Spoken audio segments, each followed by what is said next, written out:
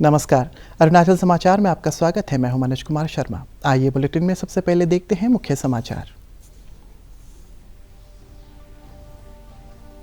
मुख्यमंत्री पेमा खांडू ने ट्रिम्स नाहरलगुन में state of the art emergency services से लैस ब्लॉक 2 का किया उद्घाटन।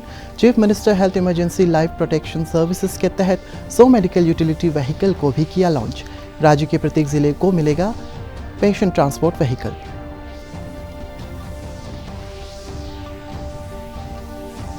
ईटानगर राजधानी क्षेत्र जिला प्रशासन ने APPSC पेपर लीक मामले पर कुछ संगठनों द्वारा आगामी 10 मई से बुलाए गए 72 घंटे के बंद को घोषित किया गैर कानूनी।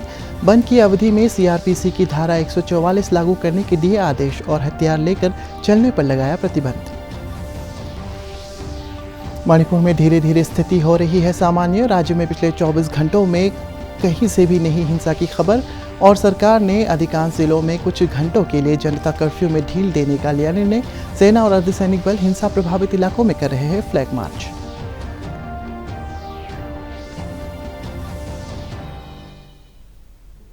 मुख्यमंत्री पेमा खांडू ने कहा है कि राज्य सरकार लोगों को क्वालिटी हेल्थ केयर सुनिश्चित करने के लिए प्रतिबद्ध है। मुख्यमंत्री ने आज ईटानगर राजधानी क्षेत्र के नाहरलगुन में तोमो रिबा स्वास्थ्य और चिकित्सा विज्ञान संस्थान ट्रिम्स के state of the art emergency services से युक्त ब्लॉक 2 का उद्घाटन किया। इस ब्लॉक में ट्रॉमा सेंटर और 3 टेल्सा MRI मशीनें भी उपलब्ध है। ट्रिम्स की इमरजेंसी और ट्रॉमा विंग में CT स्कैन मशीनें, एडवांस कार्डियक ट्रीटमेंट और डायग्नोस्टिक के लिए भी सभी ज़रूरी चिकित्सा उपकरण उपलब्ध है। मुख्यमंत्री ने इस अवसर पर chief minister health emergency life protection services के तहत 100 मेडिकल यूटिलिटी व्हीकल को लॉन्च किया। राज्य के प्रत्येक जिले को एक ऑक्सीजन एक्सप्रेस एवं vaccine carrier van, mobile medical van और पेशेंट ट्रांसपोर्ट व्हीकल प्रदान किए जाएंगे। इमरजेंसी मेडिसिन चिकित्सा उपकरण और बेसिक लाइफ सपोर्ट सिस्टम से लैस 22 पेशेंट ट्रांसपोर्ट व्हीकल जिलों को उपलब्ध कराई गई है। डायल 108 ERAS के तहत इस वाहन में प्रशिक्षित इमरजेंसी मेडिकल टेक्नीशियन उपलब्ध रहेंगे। APPSC पेपर लीक मामले की दुहाई देकर कुछ संगठनों द्वारा आगामी 10, 11 और 12 मई को ईटानगर राजधानी क्षेत्र में बंद की घोषणा पर जिला प्रशासन ने सख्त रवैया अपनाया है। ईटानगर राजधानी क्षेत्र के जिला उपायुक्त तालो पोतम ने सुप्रीम कोर्ट के आदेश के अनुसार 3 दिनों के प्रस्तावित राजधानी बंद को गैर कानूनी करार दिया है। जिला उपायुक्त ने लोगों से अपील की है कि वे बंद को सफल नहीं होने दें। प्रशासन ने राजधानी क्षेत्र में बंद की अवधि में CRPC की धारा 144 लागू करने के आदेश दिए हैं और साथ ही दाव सहित किसी भी तरह का हथियार साथ लेकर चलने पर तत्काल प्रतिबंध लगा दिया है। जिला उपायुक्त तालो पोतम ने आज मीडिया से बातचीत में कहा है कि बंद की घोषणा करने वालों से राजधानी बंद का अपना फैसला वापस लेने की अपील की गई है और यदि वो प्रशासन की अपील नहीं मानते हैं तो उनके खिलाफ सख्त कानूनी कार्रवाई के आदेश दिए गए हैं। उसका ऑर्डर का मुताबिक से कोई भी बंद को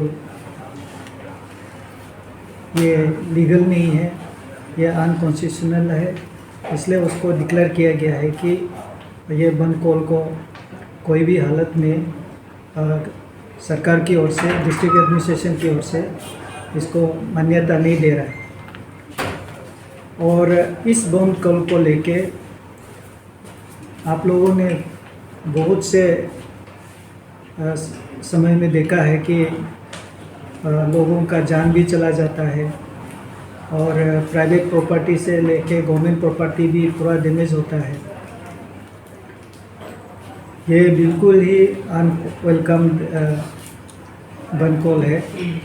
और दूसरा है कि आप लोग अभी से भी मालूम है कि ईटानगर जो है काफ़ी चेंजेस आया है, सड़क भी बहुत सुंदर बन गया है और आप लोगों को मालूम है कि हमारा ईटानगर में रेलवे स्टेशन भी बन गया है, एयरपोर्ट भी बन गया है और इसी बंद कॉल के कारण से आप लोग जो है टिकट एडवांस बुक होता है और उसका बाद सडनली ऐसे 2-3 दिन का पहले ही या 1 दिन का पहले या 12 घंटा का अंदर में बंद कॉल खुशी करता है, जिसका कारण से लोग बहुत सफ़र करते हैं।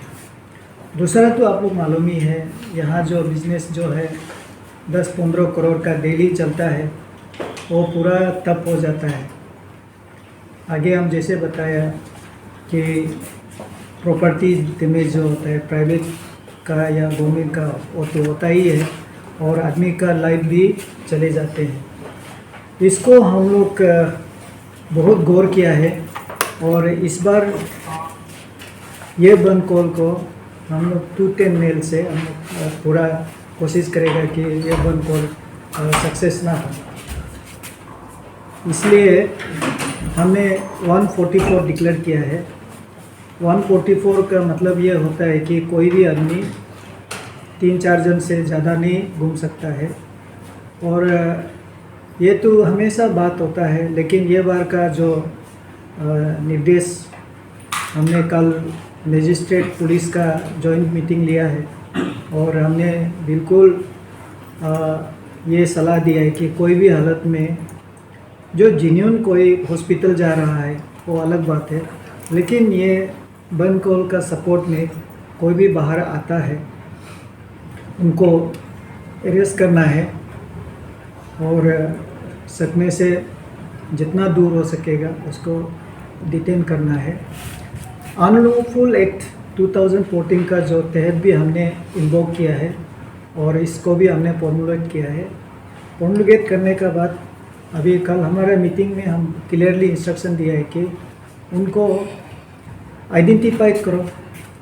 अभी से कल से हमने बोला आइडेंटिफाइड करो, डिटेन करना शुरू कर दो ताकि हमारा जो ईटानगर में पीसफुल जो इन्वायरमेंट है, लोगों को शांति में जो रहने का ज़रूरी है वो हमको इन्फोर्स करना है।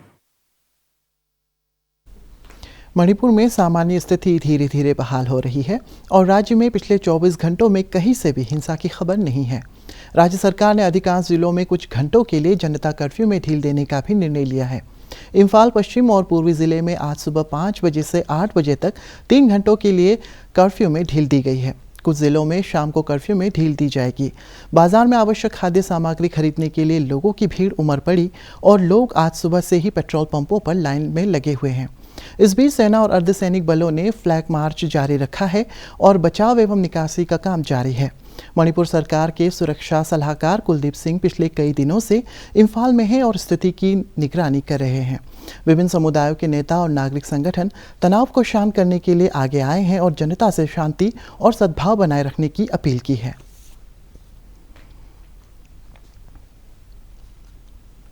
सलाहकार कुलदीप सिंह पिछले कई दिनों से इम्फाल में हैं और स्थिति की निगरानी कर रहे हैं। विभिन्न समुदायों के नेता और नागरिक संगठन तनाव को शांत करने के लिए आगे आए और जनता से शांति और सद्भाव बनाए रखने की अपील की है। सशस्त्र सीमा बल एसएसबी की महानिदेशक रश्मि शुक्ला ने आज वर्चुअल माध्यम से तवांग से लगे भूटान बॉर्डर के पास एसएसबी की 67वीं बटालियन के लिए एम्बुलेंस सेवा का उद्घाटन किया। इस अवसर पर लुमला और मांगनाम गांव के गांव बूढ़ा सहित कई स्थानीय नागरिक मौजूद थे। इस एम्बुलेंस सेवा का लाभ एसएसबी कर्मियों के अलावा आसपास के गांव के लोगों को भी मिलेगा।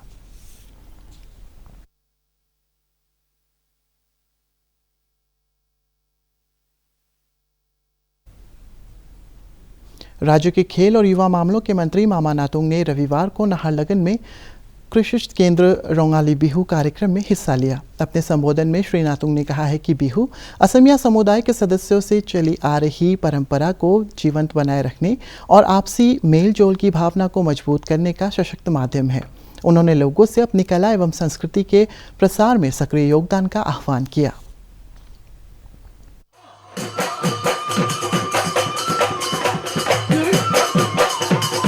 नॉर्थ ईस्ट रीजन में से सबसे बड़ा भाई है तो हमारा असम है। असम हमारा बड़ा भाई का रूप में सदियों से हम पूरे नॉर्थ ईस्टर्न रीजन असम को हम बड़ा भाई का रूप से देख के आया है, असम के साथ चल के आया है। अरुणाचल प्रदेश असम से हम स्टेट अलग हो सकते हैं, असम से स्टेट अलग हो सकता है, लेकिन हमारा दिल अरुणाचल प्रदेश का दिल और असम का दिल कभी अलग नहीं हो सकता है। इसी 2-4 शब्दों के साथ आप सभी को मैं हृदय से कोटि कोटि प्रणाम करते हुए मेरा वाणी को यही विराम देता हूँ। आज अंतर्राष्ट्रीय रेड क्रॉस दिवस मनाया जा रहा है। इसके संस्थापक हेनरी ड्यूनेंट के जन्मदिन पर यह दिन मनाया जाता है। हेनरी ड्यूनेंट के प्रयासों से 1864 में जिनेवा समझौते के जरिए अंतर्राष्ट्रीय रेड क्रॉस मूवमेंट की स्थापना हुई थी। हेनरी ड्यूनेंट को पहला नोबेल शांति पुरस्कार भी प्रदान किया गया है। रेड क्रॉस एक स्वयंसेवी संस्था है और देश की किसी भी भाग में प्राकृतिक या मानवीय आपदा के शिकार लोगों को बचाने और राहत पहुंचाने में बहुत ही महत्वपूर्ण भूमिका निभा रही है। इस तरह की संस्थाओं में जो स्वयंसेवक होते हैं, उनसे लोगों को प्रेरणा लेने की आवश्यकता है। मई साल 1948 से दुनिया भर में विश्व रेड क्रॉस दिवस मनाने की शुरुआत हुई। आज ही के दिन रेड क्रॉस के संस्थापक हेनरी डुनो का जन्म हुआ था। इसे रेड क्रिसेंट डे के रूप में भी जाना जाता है। साल 1859 में फ्रांस और ऑस्ट्रिया के बीच हुए सोल्फेरिनो युद्ध में जब हेनरी डुनो ने युद्ध स्थल का दौरा किया तो वहां हुए भयानक रक्तपात को देखकर उनका हृदय विचलित हो उठा, जिसके बाद उन्होंने रेड क्रॉस नामक संगठन की स्थापना की। इसका उद्देश्य मानव जीवन की रक्षा करना और किसी भी युद्ध और कठिनाइयों में लोगों की सहायता करना है। अरुणाचल प्रदेश सहित पूर्वोत्तर के सभी राज्यों में किंग चिली यानी भूत जलोकिया की काफ़ी खपत होती है। इसी को ध्यान में रखते हुए बागवानी एवं वानिकी महाविद्यालय के परिसर में कृषि विज्ञान केंद्र के वैज्ञानिकों द्वारा किसानों और अध्ययन करने वाले पूर्वोत्तर के छात्रों को उन्नत तरीके से नियंत्रित तापमान में ग्रीन हाउस के अंदर किंग चिली की खेती के बारे में समय समय पर प्रशिक्षण दिया जाता है। KVK ईस्ट सियांग के सब्जेक्ट मैटर स्पेशलिस्ट तोगर रिबा ने बताया है कि किसानों की आय बढ़ाने और स्थानीय स्तर पर किंग चिली की मांग को पूरा करने के लिए जागरूकता कार्यक्रम आयोजित किया जाता है और किसानों को जरूरी सहायता उपलब्ध कराई जाती है। In this protected cultivation, we are growing king chili. King chili is one of the highly valued crop in northeast, especially in tribal area. Well, we are adopting king chili because of that. King chili is very much prone to the high rainfall. So during high rainfall, it is very much prone to disease and viral disease. So and then mite also. So under protected condition, we cultivate king chili with the rain protection, and then in protected condition, we can prevent from the viral attack and the bacterial wilt. So in the polyhouse condition, as you know, we are cultivating in high density manner, and it is cultivated with the drip irrigation system, in which the water is also very much conserved, and need based irrigation is given through drip irrigation system. Well, this king chili being the highly prized, and it is coming early in the polyhouse system, it will be coming under cropping in the month of June, where in the open condition it will come in the month of September and October. So it will fetch early in the market, and it will get a high price. So I am encouraging the farmer that king chili can be widely adopted in the protected condition, in which the rain is protected. Not only this much high cost polyhouse is required, we need only a bamboo structure also, it is sufficient just to protect from the high rainfall area. One thing I would like to know is that we have lots of polyhouses in the villages, near around 20 polyhouses in the East Siang district under कृषि विज्ञान केंद्र। अरुणाचल विकास परिषद की lower Dibang valley जिला इकाई द्वारा rowing में परिचय कार्यक्रम आयोजित किया गया। 4 दिवसीय कार्यक्रम के अंतिम दिन आज शिक्षा सहित विभिन्न क्षेत्रों में महत्वपूर्ण योगदान देने वाले महापुरुषों के बारे में युवाओं को जानकारी दी गई। इस अवसर पर युवाओं ने कराटे सहित इंडिजिनस स्पोर्ट्स का प्रदर्शन भी किया।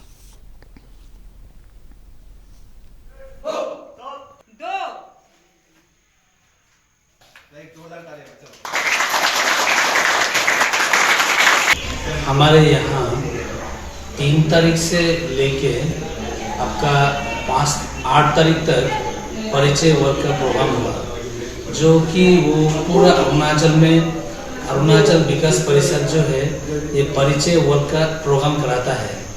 तो हम लोग का यहाँ लोअर दिबांग वैली में 3 से लेके 8 तारीख तक हम लोगों ने प्रोग्राम को सक्सेस किया। बच्चे लोग को spiritually, mentally and physically development हम लोगों ने यहाँ परिचय वर्ग में हम लोगों ने यहाँ सिखाया।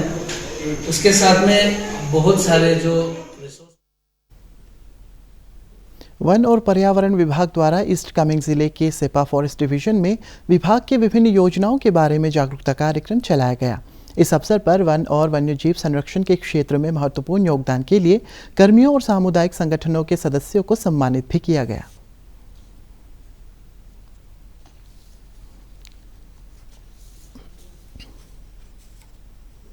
विधायक कादो निग्योर ने कहा है कि लोअर सियांग जिले के लिकाबाली, गेंसी सहित सभी अंचलों में सड़क, शिक्षा, स्वास्थ्य, पेयजल, मोबाइल कनेक्टिविटी सहित मूलभूत सुविधाओं के विस्तार से जुड़ी परियोजनाओं को त्वरित गति से पूरा किया जा रहा है। उन्होंने कहा है कि गेंसी EAC मुख्यालय में मोबाइल टावर लगाने का कार्य पूरा हो गया है और जल्द ही हाई स्पीड इंटरनेट सेवाएं शुरू हो जाएंगी। श्री निग्योर ने कहा है कि लोगों को आत्मनिर्भर बनाने के लिए विलेज लेवल पर सुविधाओं का विस्तार प्राथमिकता से किया जा रहा है। रोड इंफ्रास्ट्रक्चर बनाना है तो PMGSY से हम लोग रोड को काफ़ी बना चुका है, लेकिन रूट PMGSY रोड का जो रूट ब्रिथ है बहुत कम है और जो रोड पेवमेंट डिज़ाइन है वो भी बहुत वीक है, क्योंकि वो एक गांव से दूसरा गांव में जुड़ने वाला सड़क है। तो उसको अगर हम लोग एक परमानेंट इंफ्रास्ट्रक्चर बनाना होगा तो स्टेट गवर्नमेंट को मैं एक रिक्वेस्ट, एक नोट भेजा, एक गुजारिश किया है कि यहाँ से एक हाईवे जाना है, क्योंकि वो हाईवे पासीघाट से लेकर के आपका ये ईगो दारी होकर के गारू होकर ये गेंसी है, गेंसी शिविर शिविर होकर वो तामेन में कनेक्ट करेगा लोअर सियांग डिस्ट्रिक्ट में। तो तामेन में कनेक्ट करके वो सीधा जो है ईटानगर एक आपका पुतिन होकर के चला जाएगा, एक जो है ऐसा जा कर के आपका वो कुरुंकु में कारा नदी सब कनेक्ट होगा, सागाली से होकर के सेप्पा आपका तवांग बोमदिला सब कनेक्ट होगा।